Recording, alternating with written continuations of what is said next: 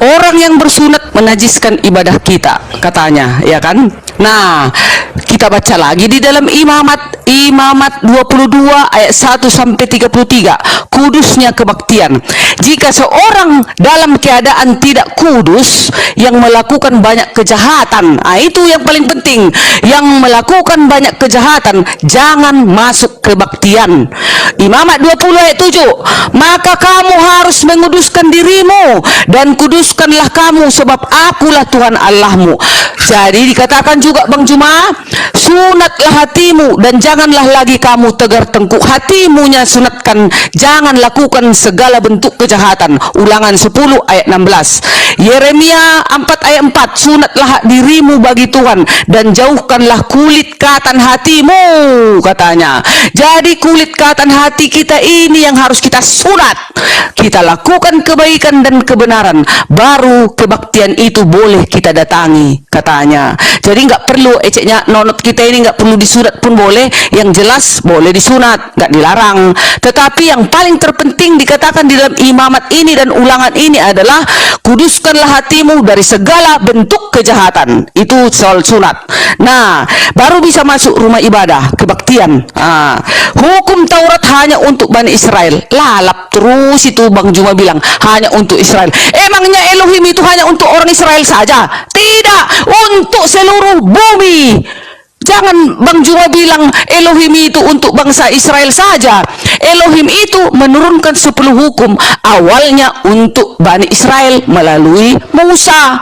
Setelah itu terus makanya Yesus berkata, satu titik jangan kau robah 10 hukum. 10 hukum maksudnya ini bukan hukum-hukum upacara, karena yang diturunkan Elohim kepada Musa 10 hukum, itulah hukum moral. Nah, jadi hukum ini di dalam Yesus, siapa yang di dalam Yesus sudah pasti barang tentu melakukan perintah-perintah Elohim itu. Jadi Bang Juma jangan selalu bilang hanya untuk Bani Israel. Umat Tuhan itu seluruh bumi ini, seluruh alam semesta ini. Awalnya para nabi datang di Bani Israel, di sana, di Israel sana awalnya, baru kemudian menyebar ke seluruh penjuru bumi. Makanya kan banyak orang Kristen Bang Juma, enggak 1000, bermiliar-miliar. Nah, jadi sudah tersiarlah pekabaran itu. Aduh, udah sakit tenggorokan kue, enceng lah. Capek aku. Iya, jadi gini, ketika kita berbicara mengenai sunat hati, sunat hati itu maksudnya manusia itu kalau dia tidak sunat hatinya maka dia akan berlaku seperti iblis. Kenapa? Yang dimaksud orang yang tidak bersunat hati adalah orang yang sombong, orang yang congkak, orang yang tegar tengkuk terhadap perintah-perintah Tuhan yang datang kepada para nabi. Ketika diajarkan jangan ada ilah lain di hadapanmu, mereka kemudian tegar tengkuk membuat ilah dalam bentuk manusia. Padahal pada saat Tuhan berfirman di Keluaran 20, Tuhan dalam keadaan dirinya yang adalah esensi yang tak seperti makhluk. Tiba-tiba di abad pertama muncul Tuhan baru bernama Yesus. Saya katakan kepada Ibu Darni, Tuhan mengatakan di dalam Ulangan 10 nomor 16, sebab itu sunatlah hatimu, janganlah lagi kamu tegar tengkuk. Kenapa orang Yahudi disebut tegar tengkuk? Kenapa? Karena ketika datang perintah, jangan engkau makan babi, mereka melanggar. Peliharalah sabatku, mereka melanggar. Jangan kau memakan bangkai, mereka melanggar. Jangan kau membuat patung, mereka melanggar. Pelihara sabatku, mereka melanggar. Itu yang disebut tegar tengkuk. Tegar tengkuk disebabkan karena mereka melanggar perintah.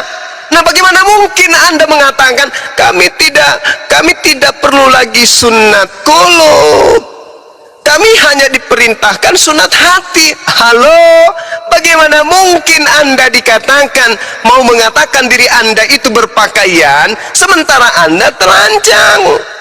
Oh sudah loh Bang Suma, saya udah pakai baju loh. Iya, ibu pakai baju tapi di bawah tidak pakai celana. Ini Anda mengaku sebagai sunat hati, tapi perintah Tuhan jangan ada ilah lain. Anda gantikan, Anda membuat ilah baru bernama Yesus yang menjadi manusia katanya tidak tegar tengkuk.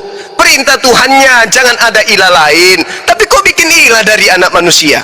Kok bikin ilah dari anak Maria, kau bikin ilah dari Yesus, yang dari manusia yang bernama Yesus. Apakah bukan berarti Anda tidak sunat hati? Ulangan 30 nomor 6, dan Tuhan ilahmu akan menyunat hatimu dan hati keturunanmu sehingga engkau mengasihi Tuhan Elohim dengan segenap hatimu, segenap jiwamu, supaya engkau hidup. Mengasihi Tuhan itu gimana? Baca Ulangan 11 nomor 1. Baca Yosua 22 nomor 5. Mengasihi Tuhan itu adalah tunduk patuh terhadap perintah-perintah, terhadap ketetapan-ketetapannya, mulai yang paling terkecil sampai yang paling besar. Makanya Yesus mengatakan dalam Matius 5, barang siapa yang meniadakan setitik pun dari hukum Taurat, meskipun yang paling terkecil, lalu mengajarkan kepada orang lain, maka dia akan menempati tempat terhina di dalam kerajaan langit, alias neraka. Nah ini dia. Nah sekarang ibu hanya memelihara yang 10, itu pun jebol. Apa jebolnya? Jangan ada sembahan lain di hadapanku. Sekarang ada sembahan lain bernama Yesus. Itu adalah sembahan yang dibuat-buat kemudian untuk orang Roma dan Yunani. Orang Yahudi yang memegang hukum Taurat tidak pernah mengganti Tuhan mereka dengan manusia. Orang Yahudi sekte apapun mereka tidak pernah menggantikan Elohim, Hasem, Yod-Heh-Vav-Heh dengan manusia. Tapi Kristen muncul Tuhan baru bernama Yesus. Apakah Yesus adalah Tuhan bagi Bani Israel? Bukan. Siapa Tuhannya Bani Israel? Yod-Heh-Vav-Heh. Apakah Yesus Tuhan bagi orang Romawi? Ya. Siapa orang Romawi ini? Apakah mereka punya hak untuk mendapatkan hukum Taurat? Tidak, hukum Taurat hanya untuk Bani Israel. Lalu siapa yang mengajarkan mereka untuk mengambil kitabnya orang Yahudi, menempel di kitab mereka? Pasti ada kemudian serigala di tengah-tengah mereka. Inilah Paulus yang mengambil kitabnya orang Yahudi. Makanya tadi ibu hanya membantah saya menggunakan surah-surah Paulus. Yeremia 4 nomor 4, coba lihat kesaktiannya.